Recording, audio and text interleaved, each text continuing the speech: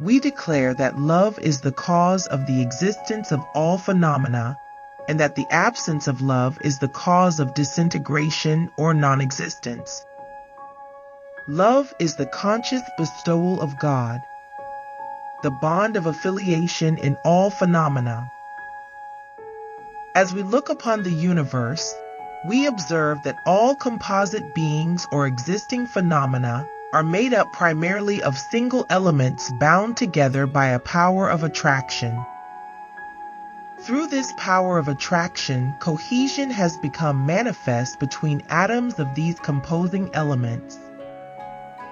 The resultant being is a phenomenon of the lower contingent type.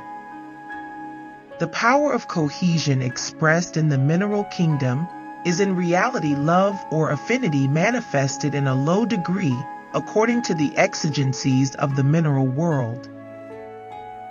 We take a step higher into the vegetable kingdom, where we find an increased power of attraction has become manifest among the composing elements which form phenomena. Through this degree of attraction, a cellular admixture is produced among these elements which make up the body of a plant. Therefore, in the degree of the vegetable kingdom, there is love. We enter the animal kingdom and find the attractive power binding together single elements, as in the mineral, plus the cellular admixture, as in the vegetable, plus the phenomena of feelings or susceptibilities. We observe that the animals are susceptible to certain affiliation and fellowship, and that they exercise natural selection. This elemental attraction, this admixture and selective affinity, is love manifest in the degree of the animal kingdom. Finally, we come to the kingdom of man. As this is the superior kingdom, the light of love is more resplendent. In man we find the power of attraction among the elements which compose his material body, plus the attraction which produces cellular admixture or augmentative power, plus the attraction which characterizes the sensibilities of the animal kingdom. But still beyond and above all these lower powers, we discover in the being of man the attraction of heart, the susceptibilities and affinities which bind men together, enabling them to live and associate in friendship and solidarity. It is therefore evident that in the world of humanity, the greatest king and sovereign is love. If love were extinguished, the power of attraction dispelled, the affinity of human hearts destroyed, the phenomena of human life would disappear. This is a proof perceptible to the senses, acceptable to reason, in accord with traditions and teachings of the holy books, and verified by the promptings of human hearts themselves. It is a proof upon which we can absolutely rely and declare to be complete. But these are only degrees of love which exist in the natural or physical world. Their manifestation is ever according to the requirement of natural conditions and standards. Real love is the love which exists between God and His servants, the love which binds together holy souls. This is the love of the spiritual world, not the love of physical bodies and organisms. For example, consider and observe how the bestowals of God successively descend upon mankind, how the divine effulgences ever shine upon the human world. There can be no doubt that these bestowals, these bounties, these effulgences emanate from love.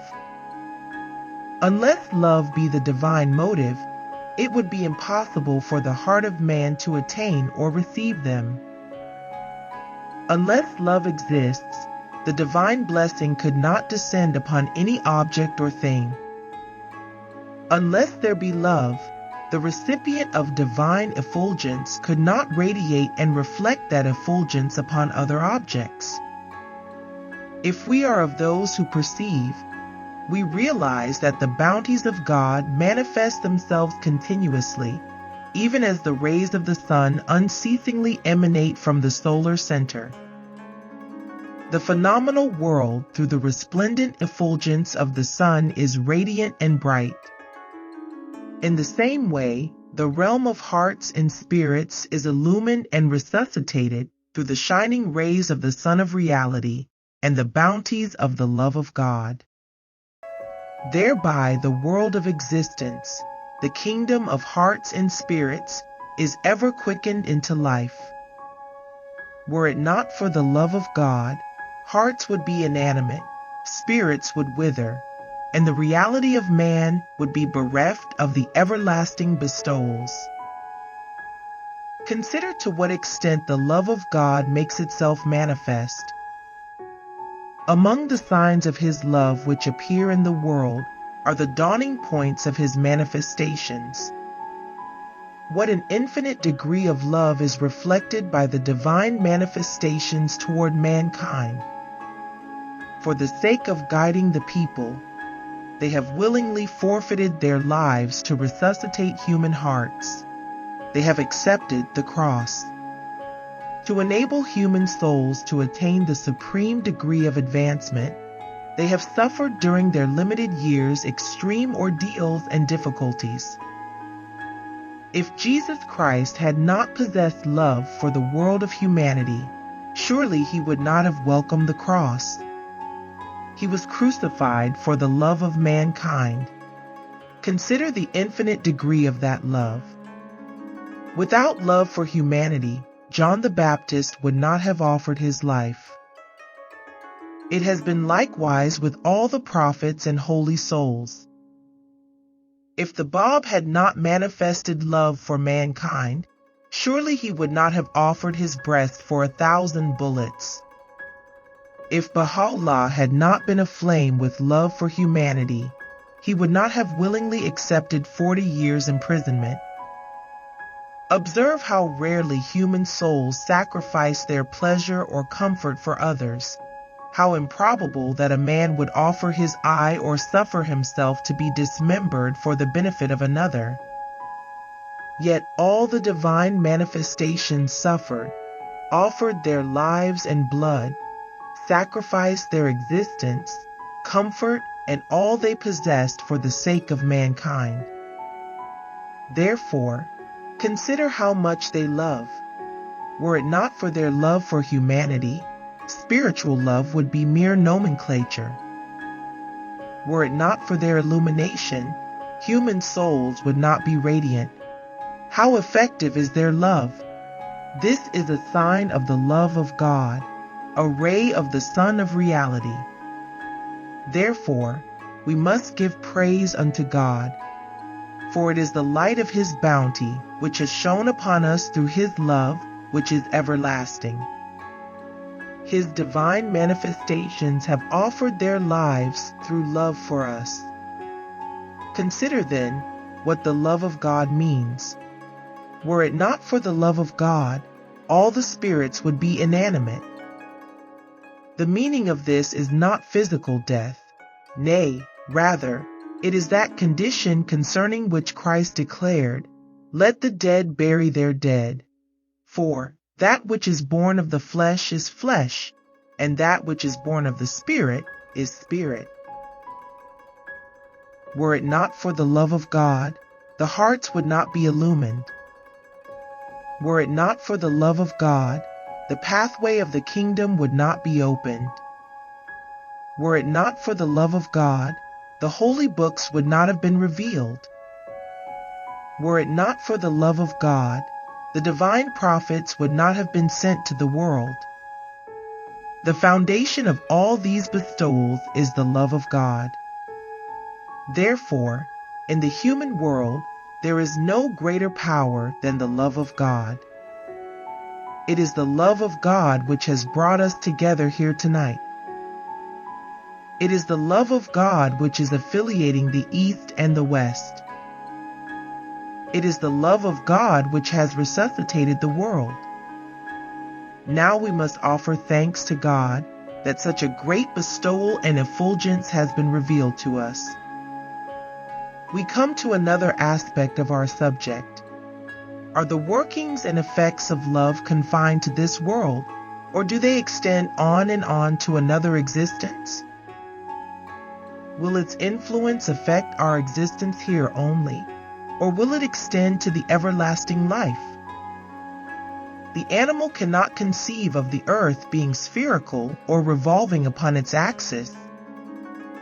It cannot apprehend that the little stars in the heavens are tremendous worlds vastly greater than the earth. The animal cannot abstractly conceive of intellect. Of these powers it is bereft. Therefore, these powers are peculiar to man, and it is made evident that in the human kingdom there is a reality of which the animal is lacking. What is that reality? It is the spirit of man. By it, man is distinguished above all the other phenomenal kingdoms.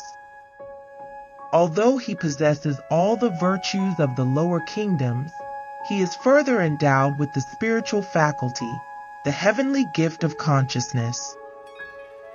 It is this spirit to which the verse in the Old Testament refers when it states, "And God said, Let us make man in our image, after our likeness." The spirit of man alone penetrates the realities of God and partakes of the divine bounties, for the spirit of man is everlasting. Sometimes the body sleeps, the eyes do not see, the ears do not hear, the members cease to act. Every function is as inactive as death. Nevertheless, the spirit sees, hears, and soars on high.